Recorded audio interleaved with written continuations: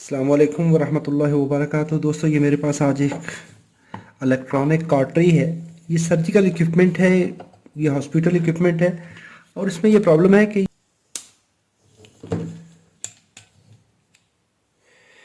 इस इसको जब ऑन करते हैं तो कभी तो ये लाइट इसकी जो है वो ऑन होती है, कभी नहीं ऑन होती। तो जैसे ही इसको ऐसे प्रेस करते हैं तो ये हीटिंग एलिमेंट हीट नहीं होता, जिससे कट लगाते हैं, यानी जिसको स्किन को काटने के जलाने के काम आता है, जो ऑपरेशन थिएटर में। तो ये हीट अप नहीं हो रहा। तो चलें इसको देखते हैं। पहला तो इसका इशू ये है कि इसका ये वाला लैंप, ये एक तो प्रॉब्लम इसमें ये है कि ये लैंप लूज़ है। इसको खोल के तो इसको देखते हैं, ये कभी ऑन हो रहा है कभी ऑफ हो रहा है, लेकिन हमारा ये वाला जो हीटर है ये ऑन नहीं हो रहा। यहाँ पे हम इसके एसी वोल्टेज देख लेते हैं। एसी पे मल्टीमीटर को रखिए और इन दो पॉइंट्स पे मल्टीमीटर कनेक्ट कर दें। तो जैसे ही हम ये बटन प्रेस करते हैं तो यहाँ पर 3.8 वोल्ट आ रहे हैं। तो ये हमारे पास एसी वोल्टेज है। इसको जैसे ही मैं कम करूँगा तो ये देखें 1.3। इसका मतलब है कि हमारा कंट्रोलर जो है वो काम कर रहा है। कंट्रोल, हाँ, यहाँ पर ये देखें, जैसे ही मैं इसको मूव कराता हूँ तो ये हमारा जो हीटिंग एलिमेंट है ये यहाँ से टूटा हुआ है, इस जगह से। चलिए इस ग्रिप को खोल लेते हैं। खोलने के बाद फिर देखते हैं। ऑफ कर लेता हूँ।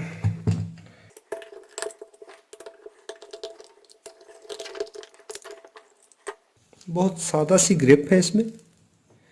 यहाँ पर देखेंगे तो एक हमारे ये लैंप के वोल्टेज हैं, ये वाले जो कि इस लाइट रेगुलेटर से आते हैं। तो ये हमारा बल्ब जो है ये इसको टाइट कर दें। तो ये मेरे ख्याल में इसको यस, तो ये तो काम कर रहे हैं सही। अभी जो प्रॉब्लम है हमारे इस रॉड में, ये रेड लाइन देखें तो हीटर पे डायरेक्टली जा रही है। रेड लाइन हीटर पे डायरेक्टली जा रही है और दूसरी लाइन यहाँ पर इस स्विच पे, और स्विच का दूसरा एंड जा रहा है हमारे हीटिंग एलिमेंट पे। ये इस तरह प्रेस करने से तो यहाँ से ये ब्रेक हो गया।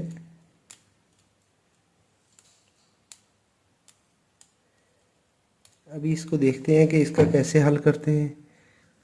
तो दोस्तों, अभी चूँकि ये एक इलेक्ट्रोमेडिकल इक्विपमेंट है, बायोमेडिकल है, और इसमें अभी हमारे पास कोई दूसरा रास्ता नहीं है। तो इसके लिए मैं इसके जो मैन्युफैक्चरर है इसका, उसको ढूंढने की कोशिश करेंगे। जो कंपनी है XDC इलेक्ट्रॉनिक कॉटरी है और ये चाइनीज़ ब्रांड है। तो इनसे कोशिश करेंगे कि इनसे ये मांगा जाए, ये हीटिंग एलिमेंट।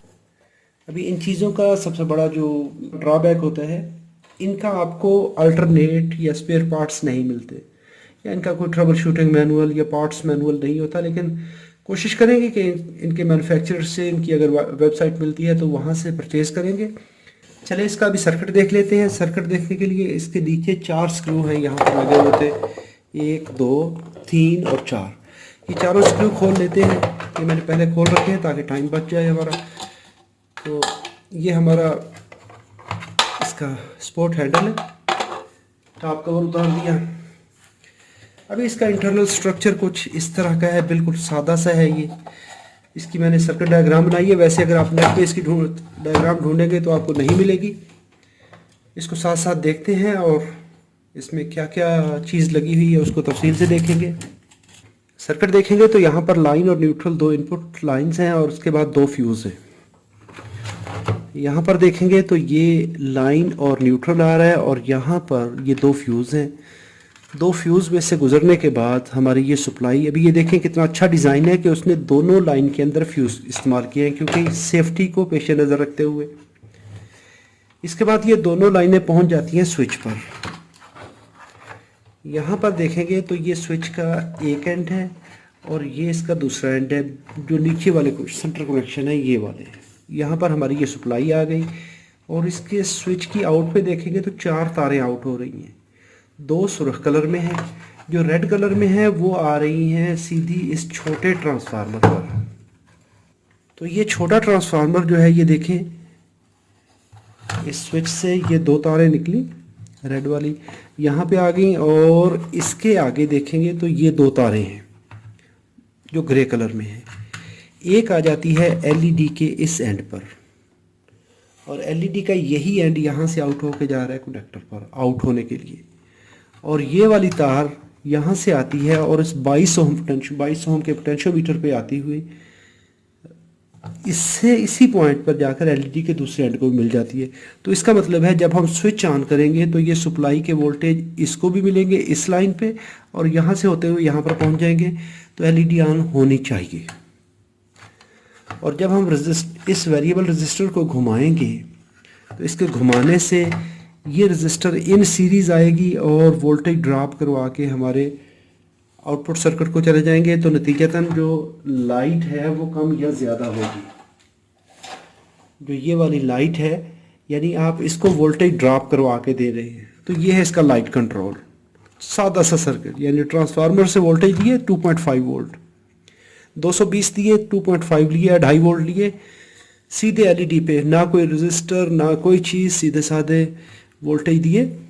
ये देखें 2 तारें इधर लगा दी, एक तार इधर लगा दी, यानी एक तार ट्रांसफार्मर का एक एंड, दूसरा ट्रांसफार्मर का एक एंड, ब्राउन तार यहाँ से आई, सफ़ेद आउट होके चली गई। यहाँ पर देखेंगे स्विच से एक लाइन इस ट्रांसफार्मर पर, दूसरी लाइन ट्रांसफार्मर पर, ट्रांसफार्मर से वोल्टेज आउट हुए, एलईडी लगी, पोटेंशियोमीटर लगा, वोल्टेज लाइट को चले गए। और ये कनेक्टर का आउटर एंड है, आउटर एंड पे उसने 2 तारें इकट्ठी की हुई हैं, दोनों का कॉमन एंड इकट्ठा किया हुआ है। अभी देख लें जो दूसरा स्विच का ये ऊपर वाला एंड है, वहाँ पे 2 तारें आउट हो रही हैं। एक ब्लू वायर है, तो ब्लू वायर देखेंगे तो डायरेक्टली जा रही है इस ट्रांसफार्मर पर, जो हमारा बड़ा ट्रांसफार्मर है जो कि हीटर चलाने के लिए, ये ज़्यादा करंट के लिए है। और जो ब्राउन वायर है वो इस वोल्टेज रेगुलेटर बोर्ड में जा रही है।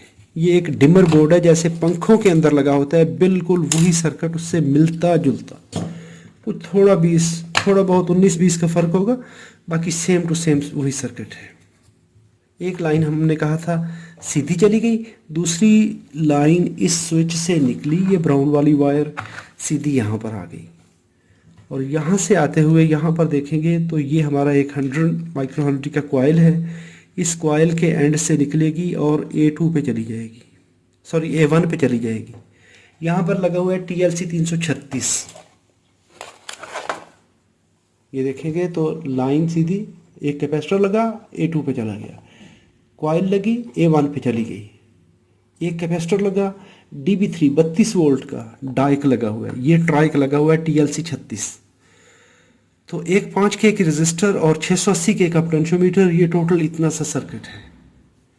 ट्रांसफार्मर के एक एंड पे वोल्टेज पहुंच गया जो ब्लू वायर हमने कही थी, और दूसरी वायर यहाँ पर आ गई, पोटेंशियोमीटर को मिली, और साथ ही A2 पे जितने वोल्टेज आउट होंगे, जितने हमने कंट्रोल करवाने हैं, ट्रिग करवाएंगे, 32 वोल्ट ये ड्रॉप कर लेगा, इससे ऊपर ट्रिगर वोल्टेज देगा।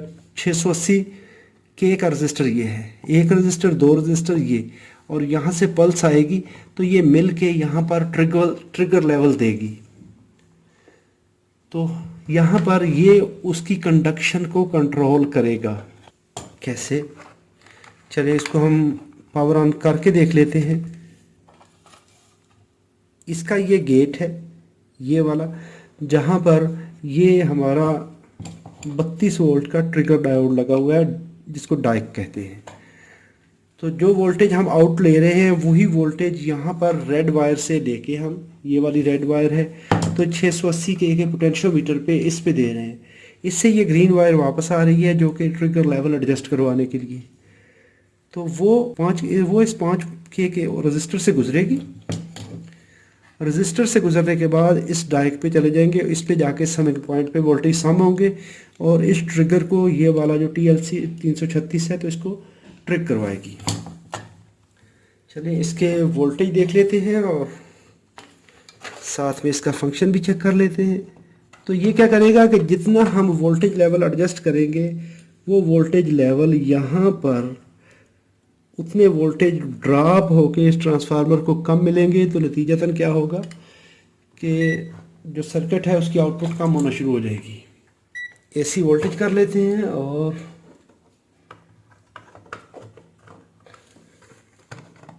ये मैंने इनपुट दी,